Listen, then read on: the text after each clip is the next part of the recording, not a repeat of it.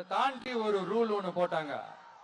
பஸ்ஸுக்குள்ளேயே இருக்கணுமா, பஸ் விட்டு வெளியில வரக்கூடாதா, கையை இவ்வளவுதான் தூக்கணுமா, இப்படியே வரணுமா, மக்களை பார்த்து சிரிக்காத, மக்களை பார்த்து கையசைக்காத, இப்படி எல்லாம். ஐயோ நானும் என்னவோ ஏதோ நினைச்சேங்க. செம்ம காமெடியா இருக்குங்க. I'm just enjoying like anything. நேரடியாவே கேட்கிறேன், சிஎம் சார் மிரட்டி பாக்குறீங்களா?